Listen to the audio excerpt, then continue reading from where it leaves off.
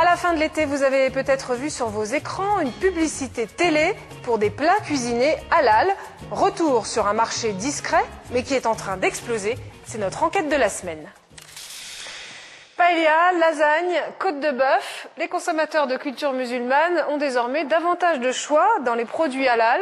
Ils les trouvent aussi plus facilement dans les super et les hypermarchés. De là à parler de nouveaux phénomènes de consommation, il n'y a qu'un pas.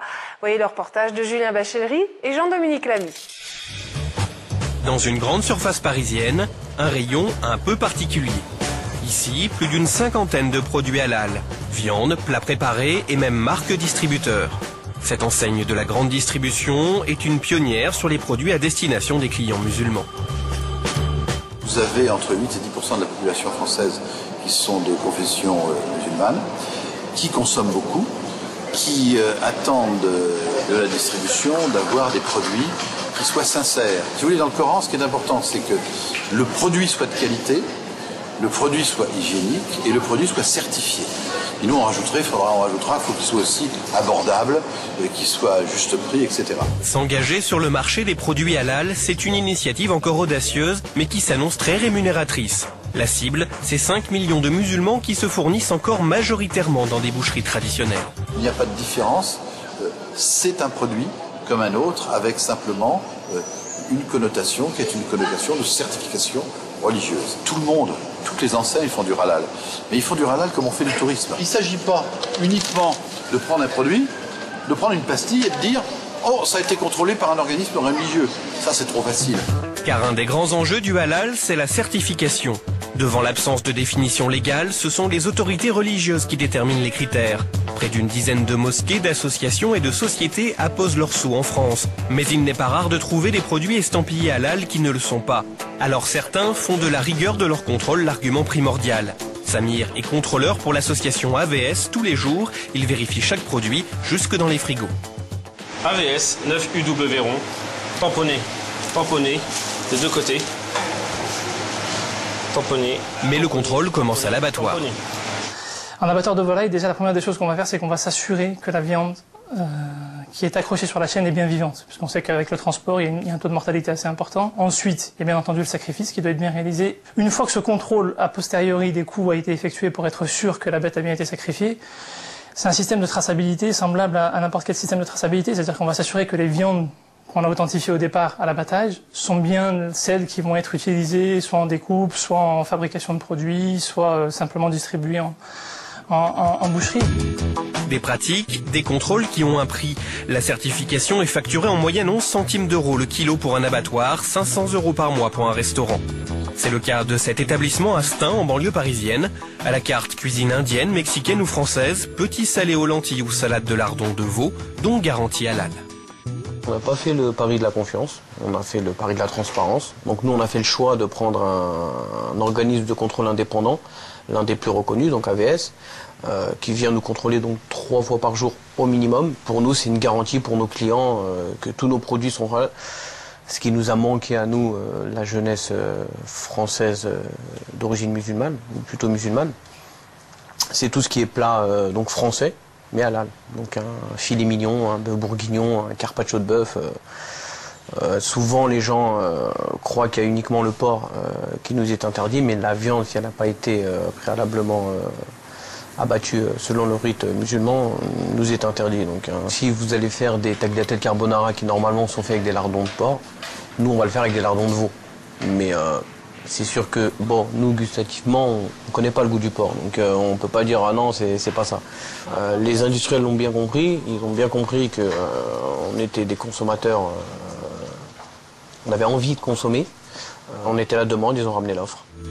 Boucherie, grande distribution, restaurants et bientôt cosmétiques, le marché du halal devrait rapporter près de 4 milliards d'euros en 2009. Et ces produits intéressent de plus en plus les non-musulmans. Avec Avec nous sur ce dossier, Abbas Bendali, bonjour. Bonjour. Vous êtes président du cabinet Solis, spécialisé dans les études de marketing ethnique. Alors, c'est vrai ce qui est dit dans le reportage, ça intéresse de plus en plus les Français non musulmans même? Ça intéresse en premier lieu effectivement les consommateurs de culture musulmane, donc ils sont près de 5 millions aujourd'hui en France, mais également quand on regarde une file d'attente dans une boucherie traditionnelle musulmane, la clientèle n'est pas uniquement musulmane. Comment on l'explique? Le prix, tout d'abord. Donc ces boucheries fonctionnent quelque part comme des semi-grossistes, quelquefois.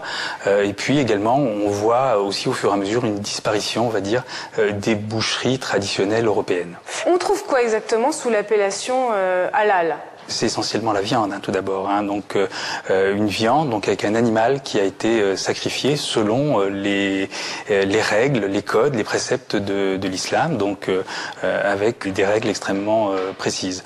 Donc ensuite, halal va rentrer sous cette appellation, évidemment la viande, mais également tous les produits dans lesquels la viande va rentrer dans la composition. Donc c'est la charcuterie, c'est les bouillons cubes, c'est les plats cuisinés, voire même les bonbons. Effectivement, parce que historiquement, les bonbons, donc certains fabricants utilisent de la gélatine de porc. Certains fabricants donc déclarent fabriquer des bonbons réputés halal sans gélatine de porc. Alors, les grandes marques et les supermarchés commencent à s'intéresser à ce marché, c'est nouveau? La grande distribution a commencé déjà, je dirais, à travailler sur ce marché depuis une dizaine d'années. Donc, elle a commencé à introduire des produits halal, de la charcuterie notamment. Et puis, on a vu une montée en puissance au cours de ces 10 dernières années. Donc aujourd'hui, l'ensemble de la grande distribution donc présente des rayons où on peut se fournir. C'est plus récent, en revanche, pour les grandes marques de l'agroalimentaire française, où c'est vraiment depuis les 2 dernières années, voire même pour certaines marques les 3 derniers mois, où elles ont lancé des gammes complètes de produits halal. Quelque part, c'est la reconnaissance de ces consommateurs musulmans qui ont des attentes fortes, à la fois en termes de gamme et puis de disponibilité de ces produits dans les réseaux de distribution. On a vu dans le sujet, le marché pourrait atteindre 4 milliards d'euros cette année, ce qui n'est pas négligeable, évidemment. Il est amené à se développer, selon vous? Clairement, il est amené à se développer pour plusieurs raisons.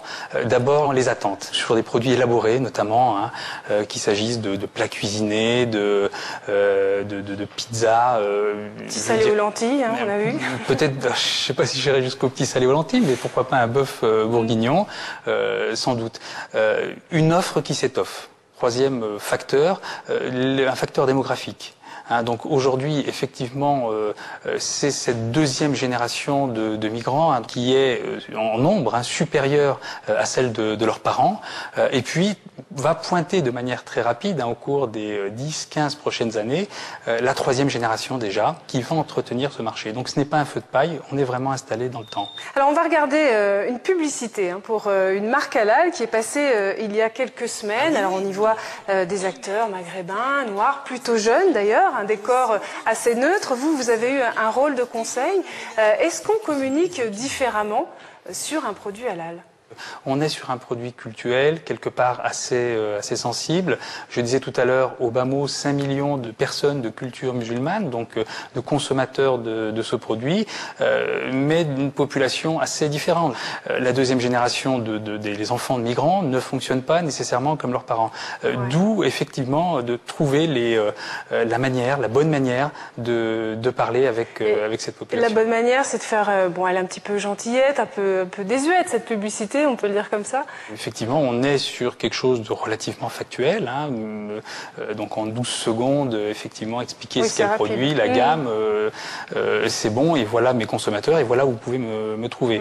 Donc voilà un petit peu toutes les contraintes avec lesquelles a dû travailler la marque. Et vous disiez, ça fait 10 ans que ce marché existe, en tout cas même au niveau de la distribution. Est-ce que les marques françaises, néanmoins, ne restent pas très discrètes sur ce marché ? Effectivement, donc sur ce segment de marché, donc qui est assez sensible, donc avec quelque part une image qui est plutôt négative de l'islam. Donc il y avait sans doute une crainte, donc par rapport à la clientèle traditionnelle de ces marques. Donc il y avait effectivement à manager le marketing de ces lancements. Merci beaucoup Abbas Bendali d'avoir accepté notre invitation. Merci à vous.